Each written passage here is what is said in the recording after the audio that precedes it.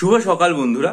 অনেক পরীক্ষার্থী দীর্ঘদিন ধরে যেটা জিজ্ঞাসা করছেন সেটা হচ্ছে যে 2023 সালে WBCS এর যে মেন পরীক্ষা অনুষ্ঠিত হলো সেই পরীক্ষাতে মোটামুটিভাবে গ্রুপ এ তে চান্স পাওয়ার ক্ষেত্রে কি রকম নম্বর আমাদের পাওয়া যেতে পারে, যাতে আমরা মনে করতে পারি যে আমরা ইন্টারভিউ বা পার্সোনালিটি টেস্ট যাই বলা হোক না কেন সেটাতে ডাক পাবো। তা মোটামুটি এটা সম্পর্কে আজকে আমি আপনাদেরকে এই আইডিয়াটা দেব।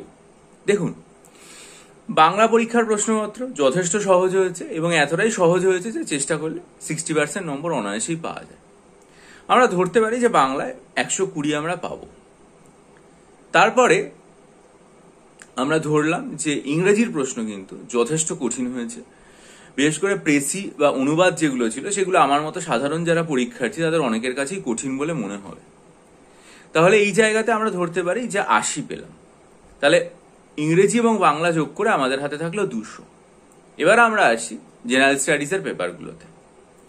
জেনারেল স্টাডিজ 1 পেপার যেটা, সেটা হচ্ছে ইতিহাস ভূগোল। খুবই সহজ হয়েছে, পরীক্ষার্থীরা 175-80 উত্তর করেই আসতে পেরেছে। তাও আমি ধরলাম মোটামুটি নেগেটিভ মার্কিং যা আছে সবকিছু বাদ দিয়ে একজন পরীক্ষার্থী 155 নম্বর পাবে। ঠিক তার উল্টো দিকে science, technology, GK, CA, ENVS এই যে একটা বিশাল পেপার, এই পেপারটা বেশ কঠিন হয়েছে এবং পরীক্ষার্থীদের পক্ষে এই পেপারে অনেক ক্ষেত্রেই 100 নম্বর ক্রস করাটা অসুবিধা। আমি ধরলাম যে একজন পরীক্ষার্থী 85 এখানে পাবে। তারপরের যে পেপারটা রয়েছে সেটা হচ্ছে ইতিহাস ভূগোল, এই সংবিধান অর্থনীতির পেপার। এটা হচ্ছে পেপার 5। এখন ইন্ডিয়ান পলিটি এবং ইন্ডিয়ান ইকোনমির যে পেপারটা রয়েছে, এই পেপারে একজন পরীক্ষার্থী ধরা যেতে পারে যে সে যদি মোটামুটি 165-70 করে আসে সে 145 নম্বর মতো পেয়ে যাবে।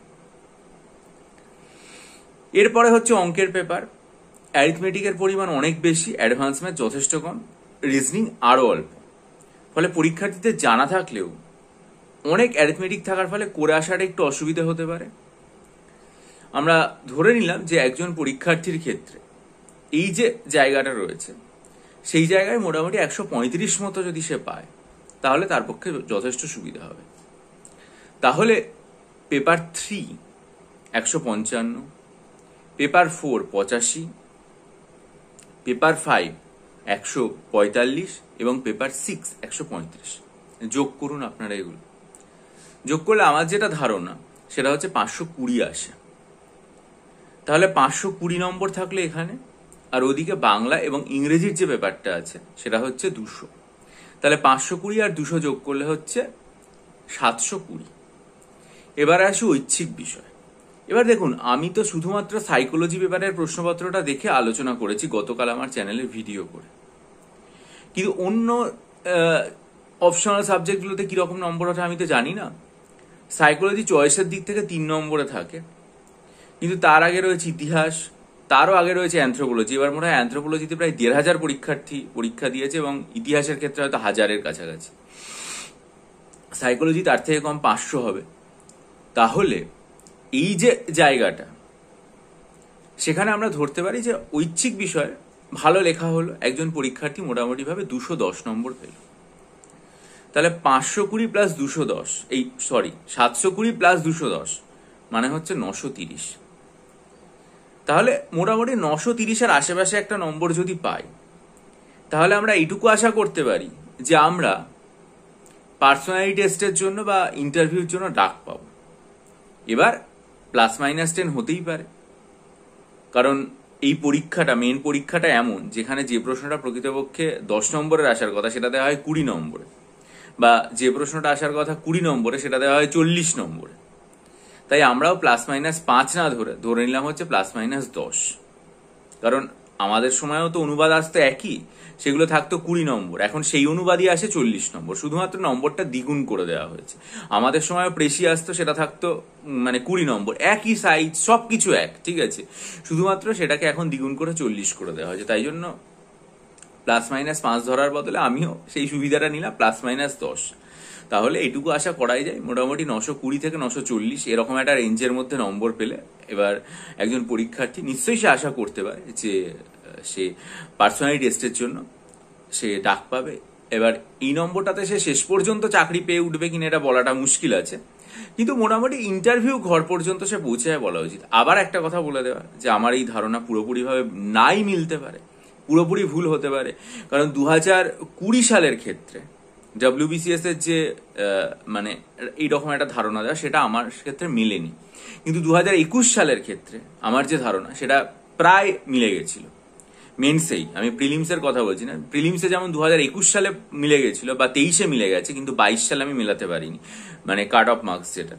কিন্তু মেন্সের ক্ষেত্রে 2020-তে মেলেনি, কিন্তু 21-এ মিলে গেছিল। ফলে 2022-এর তো এখনো রেজাল্টই বেরোয়নি, আমরা জানি না কি হবে, দেখা যাক কবে বেরোয়। যেদিন বেরোবে সেদিন আমার চ্যানেলে আমি বিস্তারিত বলে দেবো, আপনারা চ্যানেলটা সাবস্ক্রাইব করুন এবং বেল আইকন প্রেস করে দিন। কিন্তু এটুকু বলে দেওয়া, এটা মিলতেও পারে নাও মিলতে পারে, সুতরাং আগে থেকে বলে দেওয়া। কিন্তু অনেক পরীক্ষার্থী ভাই বোন আমাকে বারবার জানতে চাইছেন ব্যাপারটা সম্পর্কে, তাই আমার ক্ষেত্রে যেটা মনে হচ্ছে যে গ্রুপ এতে পার্সোনালিটি টেস্টে ডাক পাওয়ার ক্ষেত্রে মোটামুটি 930-এর আশেপাশে, মানে 920 থেকে 940-এর মধ্যে যদি কোনো পরীক্ষার্থী পায় তাহলে সে আশা করতেই পারে।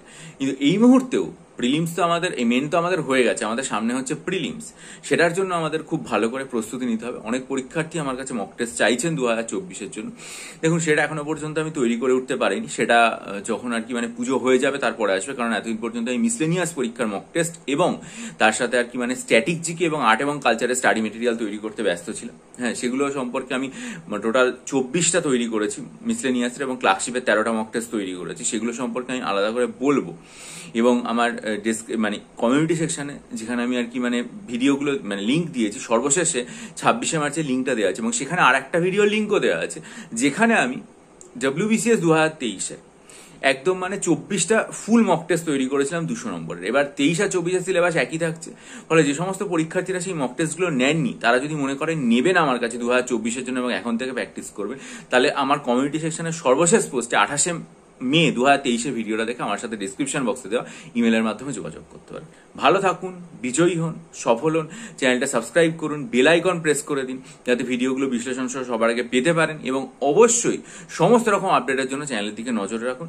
এবং 2022 সালে মেন পরীক্ষার রেজাল্ট, যেটা শোনা যাচ্ছে যে হয়তো এই সপ্তাহে চলে আসতে পারে খুব শেষের দিকে, সেটা মিসলেনিয়াস পরীক্ষার অ্যাডমিট কার্ডের আপডেট এবং WBCS 2024-এর বিজ্ঞপ্তি আমার চ্যানেলে জানাবো। ভালো থাকবেন।